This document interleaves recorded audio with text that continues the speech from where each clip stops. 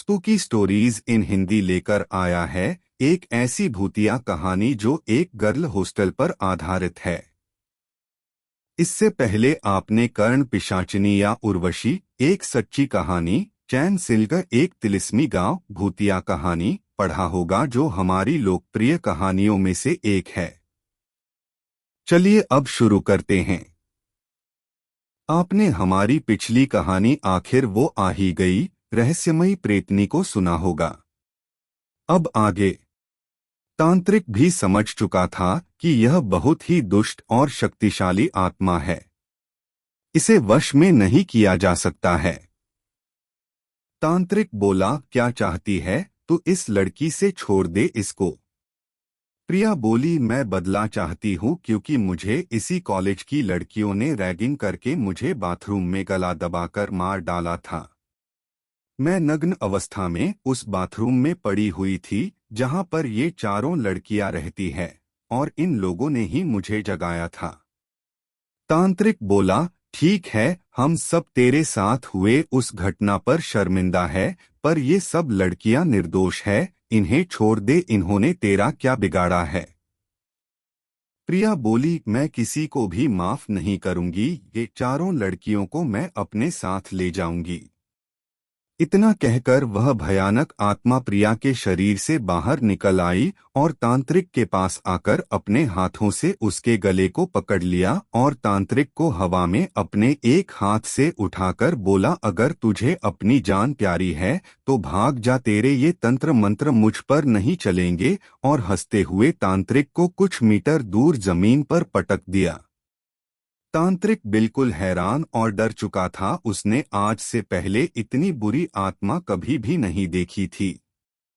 तांत्रिक तुरंत उठा और यह बोलकर भाग गया कि भागो वरना यह प्रेत किसी को भी नहीं छोड़ेगी, जो भी इस हॉस्टल में रहेगा वह मारा जाएगा, भाग जाओ यहाँ से। सभी लोग डरकर बस वहाँ खड़े थे और तभी वार्डन ने उन सभी को अपने अपने कमरे में जाने के लिए बोला। सभी लड़कियां डर के साए में थी क्योंकि अभी कुछ ही पल पहले उन्होंने उस प्रेतनी को तांत्रिक पर हमला करते हुए देखा था। तभी दर्शना ने अपने फोन से अपने घर वालों को फोन किया और उन्हें सारी बातें बताई और शाम तक वहां हॉस्टल आकर उसे घर वापस ले जाने को कहा। बाकी की तीनों लड़कियों ने भी अपने घर पर फोन करके सारी बात बताई और उनके घर वालों ने भी शाम तक वहां पर आने के लिए बोल दिया। शाम को चारों लड़कियों के घर के लोग आए और अपनी अपनी लड़कियों को उस हॉस्टल से ले गए। उन्हें देखकर बाकी दूसरे कमरे की लड़कियां भी हॉस्टल के दूसरे ब्लॉक में शिफ्ट हो गई थी और कुछ लड़कियां भी हॉस्टल को छोड़कर घर चली गई थी। तकरीबन 3 हफ्ते बाद प्रिया की हालत बहुत ज्यादा खराब हो चुकी थी। वह अपने घर पर भी डरी हुई रहती थी और बाकी की लड़कियां भी रात को सो नहीं पाती थी क्योंकि जैसे ही उनकी आंखें बंद होती वह भयानक चेहरा उनके सामने आ जाता था। पर प्रिया कुछ ज्यादा ही तकलीफों से गुजर रही थी। वह घंटों घंटों तक बेहोश रहती थी और रात को कमरे की खिड़की के पास खड़ी होकर रात भर बाहर देखती थी और किसी से भी कुछ नहीं बोलती थी। कभी कभी रातों में चिल्ला चिल्ला कर रोती थी। तभी प्रिया के पिताजी ने एक प्रसिद्ध साधु से बात की जो मरण क्रियाओं में विद्वान थे। वो एक दिन प्रिया के घर आए और उसे देखने लगे। साधु को देखकर प्रिया बहुत अभद्र तरीके से पेश आ रही थी। तभी साधु ने प्रिया की सारी क्रियाओं को नोटिस करना शुरू किया। साधु बोला, बेटा तुम्हारा नाम क्या है? प्रिया बोली, मेरा नाम प्रिया है। साधु बोला, बेटा मेरे लिए एक गिलास पानी लाना। प्रिया साधु के लिए पानी तो लाती है पर वह इतना गर्म लाती है जिसे बिल्कुल भी पिया नहीं जा सकता था। साधु समझ चुके थे कि प्रिया अभी भी किसी आत्मा या प्रेत के वश में है। साधु ने प्रिया के पिता से कहा। साधु बोला, यह अभी भी किसी दुष्ट प्रेत के वश में है और वह प्रेत अभी भी इसके अंदर ही रह रही हैं। हमें कुछ अनुष्ठान करने होंगे और पता लगाना होगा कि वह आत्मा या प्रेत क्या चाहती है और क्यों उसने इसको पकड़ रखा है। साधु प्रिया के पिताजी को 3 दिन का समय देते हैं और अनुष्ठान की तैयारी करने को कहते हैं। अनुष्ठान के लिए प्रिया के पिता को कुछ सामग्री सिंदूर, नारियल, सुई, मटका, हल्दी, धागा और अन्य कुछ बूटियां भी लाने को कहते हैं। और साधु वहां से चले गए। पर साधु के जाते ही रात को 2:30 बजे प्रिया अपने कमरे से बाहर निकली और छत पर चली गई और छत के किनारे पर जाकर खड़ी हो गई। वहां से छलांग लगाने ही वाली थी कि तभी प्रिया के पिताजी प्रिया को पकड़ लिया और अपनी तरफ खींचा। पर जैसे ही उन्होंने प्रिया का चेहरा देखा, वह देखकर दंग रह गए। वह प्रिया न होकर एक प्रेतनी थी जिसकी आंखें पूरी तरह से लाल थी और उसके चेहरे पर बहुत सारे निशान थे जिसमें से लगातार खून बह रहा था। और वह अपने ही पिता को देखकर मुस्कुराई और जोर जोर से हंसने लगी और फिर बोली। प्रिया बोली, तुम्हें क्या लगता है तुम अपनी बेटी को मुझसे बचा लोगे? तुम्हारी बेटी को मुझसे कोई भी नहीं बचा सकता। मैं तुम्हारी बेटी को अपने साथ ले जाऊंगी। और इतना बोलकर वह प्रेतनी प्रिया के शरीर से बाहर निकलकर हवा में गायब हो गई और प्रिया बेसुध होकर जमीन पर गिर पड़ी। तभी प्रिया के पिताजी ने सभी घरवालों को चिल्लाकर बुलाया और प्रिया को एक मंदिर के कमरे में जाकर सुला दिया। अगले दिन फिर से वह साधु घर आए और प्रिया के पिता ने बीती रात को हुई सारी घटना को साधु को बताया। साधु ने सब कुछ सुनते ही सारी तैयारी करने को कह दिया और रात को हवन और तांत्रिक अनुष्ठान करने को बोला। रात के करीब 11 बज रहे थे। तभी साधु ने कहा, घर के सभी खिड़कियों और दरवाजे को खोल दो और सभी लोगों को एक स्थान पर बैठने के लिए बोला। और साधु ने पूरे घर को मंत्रों से बांध दिया और सभी सामग्री को लाकर एक गोल लाल सिंदूर से एक लाल घेरा बनाया और अग्नि कुंड में आग की प्रज्वलित करके कुछ तंत्र मंत्र से एक देवी को साधु ने अपने शरीर पर बुलाया। थोड़ी देर बाद साधु ने, जो कि एक देवी को धारण कर चुके थे, उन्होंने एक प्रिया का नाम 3 बार पुकारा। प्रिया प्रिया प्रिया नाम को पुकारते ही पूरे घर में पायल की छन छन की आवाज आनी शुरू हो गई। तभी प्रिया बुरी तरह से चिल्लाते हुए सीढ़ियों से रेंगते और गिरते हुए हवन कुंड के पास आई और अपने सिर को दीवारों पर मारने लगी। यह देखकर सभी घर के लोग डर गए और प्रिया के पिता ने प्रिया को रोकने के लिए अपने स्थान से उठे। तभी साधु ने एक स्त्री की आवाज में प्रिया के पिता को बैठने के लिए बोला और प्रिया के पिता रोते हुए अपने स्थान पर बैठ गए।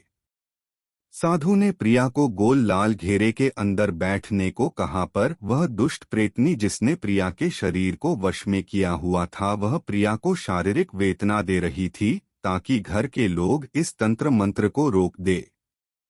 सभी घर के लोग प्रिया की इस हालत को देखकर रो रहे थे पर कुछ भी नहीं कर सकते थे। तभी प्रिया ने अपने पूरे शरीर को घुमाकर मोड़ लिया, जिससे उसके अंदर से कई हड्डियों के टूटने की आवाज आई। यह देखकर प्रिया की माता चिल्लाई और रोने लगी और यह देखकर वह प्रेत जो प्रिया के शरीर के अंदर थी वह हंस पड़ी और मुंह से मांस के टुकड़ों की उल्टी करने लगी। सभी घर के लोग यह दृश्य देखकर जोर जोर से रोने लगे और प्रिया भागकर दरवाजे की तरफ गई और जैसे ही घर से निकलने के लिए कदम आगे बढ़ाया, हवा में उड़कर पीछे की तरह गिरी और साधु के पास आकर रुकी। तभी साधु ने स्त्री की आवाज में ही मंत्रों का उच्चारण तेज कर दिया, जिससे प्रिया के अंदर का प्रेत रोने लगी और गिड़गिड़ाते हुए बोली। प्रिया बोली, मुझे छोड़ दो, वरना मैं इस लड़की को अभी मार दूंगी। साधु बोला, तू गोले के अंदर बैठ जा, वरना तुझे मैं अभी भस्म कर दूंगी। प्रिया बोली, मैं तुझसे नहीं डरती, अगर तूने मुझे कुछ भी किया तो मैं इस लड़की को मार दूंगी। तू चली जा यहां से, इस लड़की को कोई नहीं बचा सकता है मुझसे। साधु बोला, मैं आखिरी बार तुझसे कह रही हूं, तू लड़की के शरीर से निकलकर गोले में बैठ जा, वरना मैं तुझे यही जलाकर राख कर दूंगी। साधु अपनी स्थान से उठकर प्रिया के पास जाते हैं। तभी प्रिया साधु को देखकर गिड़गिड़ाते हुए पीछे की तरह घिसट घिसट कर चलती है और दीवार के पास जाकर रुक जाती है। तभी साधु के अंदर माता भैरवी का रूप दिखाई देता है, जिसे देखकर प्रेतनी चिल्लाने लगती है और साधु प्रिया के सिर पर हाथ रखते हैं, जिससे प्रेतनी रोते हुए प्रिया का शरीर छोड़कर गोले के अंदर जाकर बैठ जाती है। प्रिया का शरीर छोड़ते ही प्रेतनी एक काले धुएं में बदल जाती है और फिर एक प्रेतनी के रूप में गोले में दिखाई देती है। तभी साधु प्रिया के पिता को मंत्र पढ़कर थोड़ा जल देकर प्रिया को पिलाने को कहते हैं। प्रिया के पिता जल को प्रिया को पिला देते हैं, जिसके थोड़ी देर बाद ही होश में आती है। साधु अब मंत्रों का उच्चारण करते हुए प्रेतनी से कुछ सवाल पूछते हैं। साधु बोला, कौन है तू? प्रेतनी बोली, मैं स्वप्ना हूं। साधु बोला, तूने इस लड़की के शरीर को क्यों धारण किया? प्रेतनी बोली, क्योंकि इसने और इसकी साथियों ने मुझे जगाया था और इसने और इसकी 3 और साथियों ने अपना शरीर मुझे धारण करने के लिए दिया था। साधु बोला, मतलब क्या है तेरा? तू सब कुछ विस्तार से बता।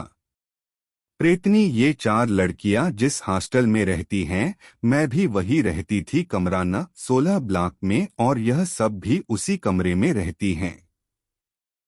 पर आज से 6 साल पहले कुछ बिगड़ी हुई लड़कियों ने मेरे साथ शारीरिक शोषण किया और मुझे वो लोग रोज मारते पीटते थे, और एक रात उस लड़कियों के पूरे ग्रुप ने मेरे कमरे को आधी रात को जबरदस्ती खुलवाकर मेरे साथ शोषण किया और मेरी सारी सामान को तोड़ दिया और मेरे शरीर के कपड़े फाड़कर मुझे नग्न अवस्था में पूरी कॉरिडोर में घसीटा, जिसके बाद मैंने पुलिस में शिकायत करने की कोशिश की, पर अगली रात फिर से मेरे कमरे में वापस आकर मेरा गला दबाकर मुझे मार दिया और सब कुछ ऐसा दिखाया जैसे मैंने खुद ही आत्महत्या की हो।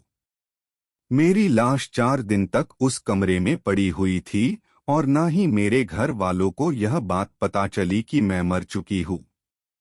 उसके बाद जब मेरे मरे हुए शरीर को कोई भी लेने नहीं आया तो मेरे शरीर का अंतिम संस्कार बिना किसी अनुष्ठान के कर दिया और मुझे मोक्ष की प्राप्ति नहीं हुई, इसलिए मैं एक प्रेतनी बन गई और अब मुझे बदला चाहिए सभी इंसानों से। साधु बोला, तो तुमने प्रिया का शरीर कैसे धारण किया? प्रेतनी बोली, क्योंकि गला दबाते वक्त मेरे शरीर का खून मेरे सोने की चेन पर लग गया था, जो उसी कमरे में बेड के नीचे टूटकर गिर गया था, इसलिए मेरी आत्मा उस चेन से जुड़ गई है। मेरे मरने के बाद वही एक चीज मेरी शरीर से जुड़ी थी, जिसे इसके और इसके साथियों ने पहना था। इतना सुनकर साधु समझ गए थे कि चेन पर खून लगे रहने के कारण वह चेन से जुड़ी हुई थी। तभी साधु एक मटकी को लेकर मंत्र उच्चारण करते हुए कहते हैं। साधु बोला, ठीक है, अब तू इस मटकी के अंदर आ जा। प्रेतनी बोली, नहीं, तुम मुझे कैद मत करो, वैसे भी मुझे दुष्ट इंसानों ने बहुत नुकसान पहुंचाया है, मैं उन सब से बदला चाहती हूँ, मुझे तुम उसी हॉस्टल में वापस से छोड़ दो, मैं इस लड़की को छोड़ दूंगी, इसे कुछ नहीं करूंगी। साधु, ठीक है, मैं तुझे उसी हॉस्टल में छोड़ दूंगा, पर तू इस मटकी में आ जा। इतना कहकर साधु मंत्रों से प्रेतनी को खींचकर मटकी में डालकर काला कपड़ा बांधकर एक लाल धागे से बंद कर देते हैं और प्रिया से पूछते हैं कि बेटा, क्या किया था तुम लोगों ने और कौन कौन था तुम्हारे साथ उस कमरे में? जितनी भी लड़कियां तुम्हारे साथ रहती थी उन सभी को फोन करके परसों अपने हॉस्टल में बुला लेना। और प्रिया को एक लाल रंग के कपड़े से बंधी हुई एक बूटी देकर चले गए, जिसे उसे सोते समय अपने सिर के नीचे रखना था, और मटकी को साधु स्वयं लेकर चले गए।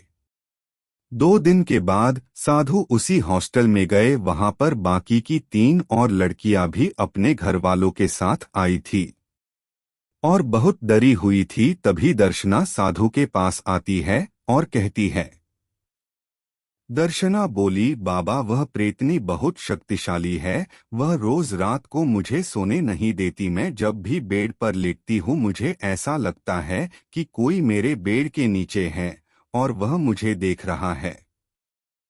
साधु बोला, बेटा तुम चिंता मत करो, मैं सब कुछ ठीक कर दूंगा। तभी हॉस्टल का वार्डन वहां आता है और साधु उसे सारी बातें बताकर अनुष्ठान करने को कहता है।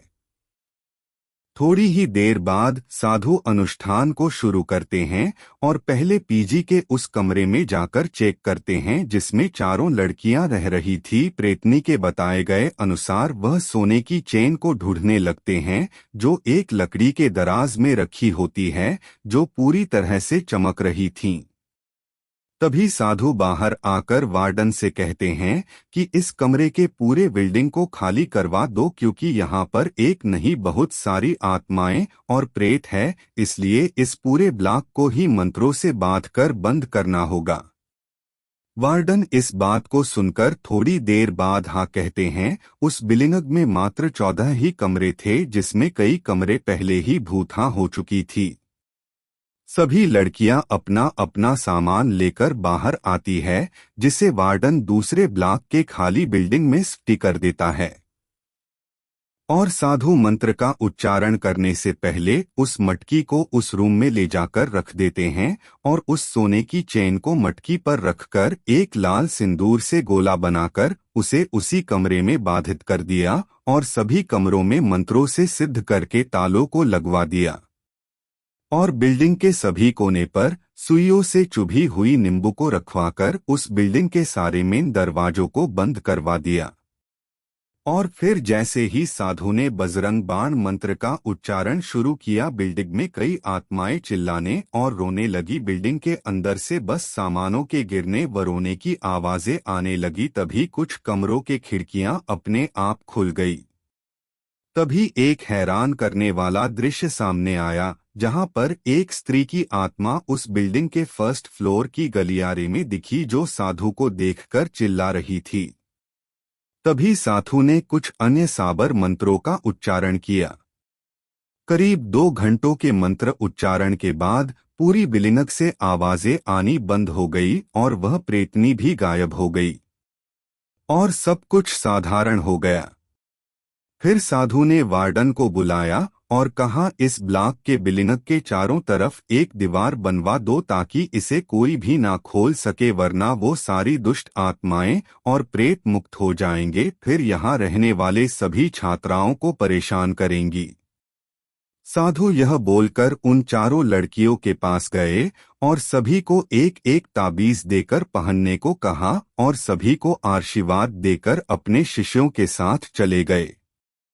अब कुछ दिन बाद सब कुछ सामान्य था, परंतु उस पीजी हॉस्टल में रहने वाले सभी छात्राएं बताती है कि उस बिल्डिंग से रात को रोने चिल्लाने और किसी लड़की की पायल पहनकर चलने की आवाज आती है और कभी कभी कोई प्रेतनी उन्हें गलियारे में खड़ी हुई भी दिखती हैं।